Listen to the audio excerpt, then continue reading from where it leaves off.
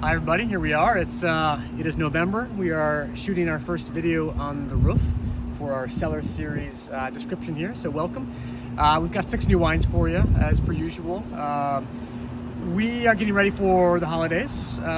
It's getting busier, like our shop is getting busier. I think we're all getting busier. And with that comes maybe kind of some limited time devoted to selecting wines. So that's what we do. That's what we're pretty good at. So we had a very, very fun experience a couple weeks ago. We had a good friend of ours, Randall Bush from Chicago. He's our Neil Rosenthal rep, and he kind of turned us on to some really, really good wines. So we thought, we did this with Kermit Lynch a couple months ago with very good success and a lot of integrity in those wines. And Neil Rosenthal Selections is every bit that.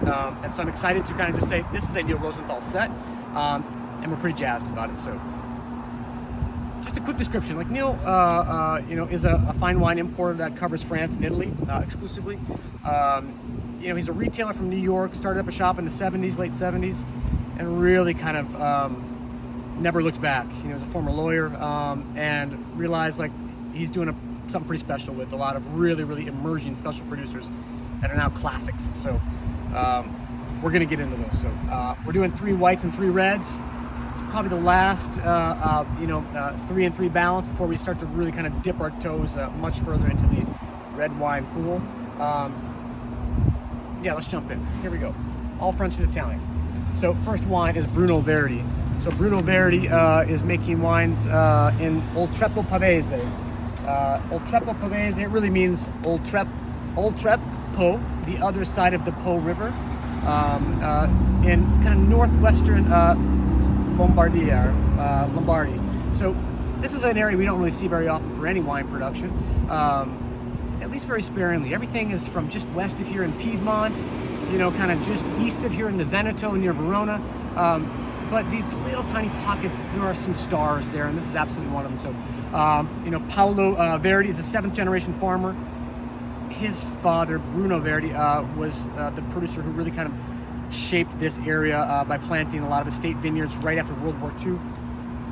It's Pinot Grigio, and as you might guess, like Pinot Grigio, I don't recommend a lot of Pinot Grigios out there, but when I tasted this one, I was just kind of blown away. It's so focused and precise without being that like very neutral, just kind of white wine.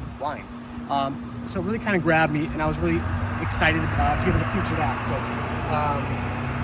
that's our Pinot Grigio. Moving on, up and over the Alps, we are going to go to a young grower right here, Romain Chamillot. So Romain Chamillot is in the Savoie, and this is Alpine France. We're just east of Lyon. We're getting very near the town of Chambéry. It's Alpine. This is where France hosts like Winter Olympics. Awesomely beautiful valleys here that grow a lot of white wine and some red wine too on the flanks of these hills. It's a grape called Jacquard. It's 100% Jacquard. It's a stainless steel ferment wine, but it has just kind of this fleshy quality to it.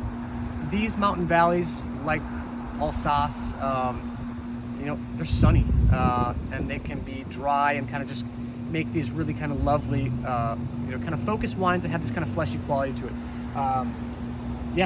I think this is perfect in a lot of ways for kind of these upcoming savory meals. I'm just thinking like stuffing and cranberry and kind of the whole 9 yards with Thanksgiving dinner. A lot of these wines really work their way nicely into those. Mountain white from France. Speaking of Alsace, kind of just taking the train directly north, we're looking at Maurice Choc, or Shush Choc. I can't remember how to pronounce this, but Domaine Maurice Choc. So this is his Côte d'Amerschwir, and this is his blend of Pinot Blanc, almost entirely Pinot Blanc, with just a little bit of Muscat. And that little bit of Muscat kind of does this magic trick of employing this slightly floral quality to it. Alsatian wines are dry. This is amazing. I'm watching a bald eagle fly like right over here, so like I don't need to be distracted, but that's pretty wild to see bald eagles flying in Mount Groveland these days. Anyways, Alsace. Alsatian wines in the fall are very appropriate. It's totally dry. but we're kind of following through with that slightly fleshy quality, which I think is really, really important. So it's a farm that's been farming since 1650. These two brothers have established their domain winery in the 70s. Yeah, 250 cases of this made each year, so small production, real small production. So moving into our first red, we are going to go to a region called Beaujolais, and if you've ever heard me wax poetically about Beaujolais, well, I really like it, and I think that it's just this amazingly diverse collection of villages that are all on these kind of different soil sets that really kind of put Gamay through the rigors of kind of expression. So Bruy is one of those southern crus. It's where where we really start to see a lot of this kind of blue granite. Like in my cellar at home, I kind of collect rocks, and I have this rock from Bruy, and it's this awesome deep colored blue granite. And when I think about that, and I think about being in Bruy, this amazing kind of hillside region, the wine, when I tasted it, just was this mineral beast. It's quite textured, has great intensity, just this awesomely fresh blue and black fruit, but it just had this lovely deep kind of mineral quality, which is what I'm always looking for with these wines. So Jean-Paul Dubost is a fourth generation farmer. He's been biodynamic since 2005.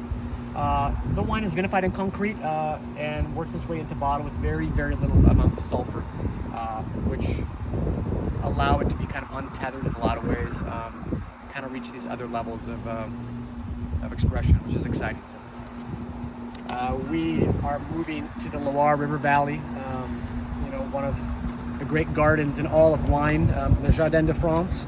So this is Chateau de Petit Tours, and this is their Le Georges Chinon. So Chinon is a special place for Cabernet Franc. It's right at the confluence of two, a part of the Loire River, where there's all sorts of sandstones, very light soils, and then there's also these tufa volcanic soils.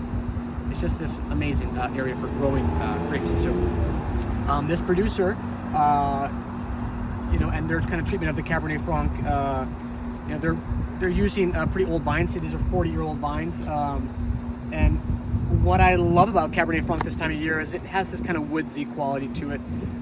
These are medium-bodied Cabernets. They focus on freshness without being kind of too heavy. There's plenty of acidity to these wines, which help clean up the gravy at Thanksgiving dinner. But they're just awesomely authentic kind of bistro wines that the bottle's gone before you know it. So that's Chinon. So we're finishing up over here. It's a very exciting producer for us. This is Conti, and this is their Origini Vino Rosso. We are in Piedmont. We're up and over the Alps again, kind of hopping back and forth over the Alps. This is some sisters who make this wine. This is one of those wines that, is only available here at Thomas Liquors in the state of Minnesota at the moment, at least. So when we tasted these wines, we ordered them directly from Rosenthal for this feature. The same with this right here. These are small producers. So about 500 cases of this made right here.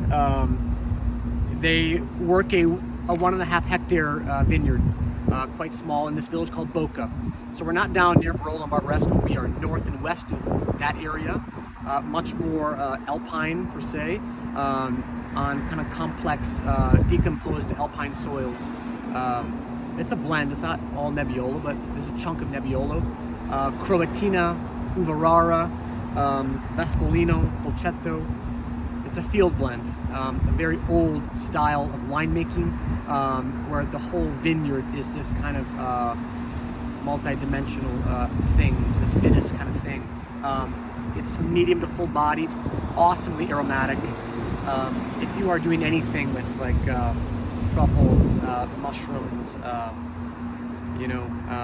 roasted or braised meats, this wine is so special because it's just alive in so many ways. When we get excited about some of these wines, it's because they have that X factor in a lot of ways, and this is It's just a really special wine in that respect. So Alpine Red from Northern Piedmont, Alto Piemonte.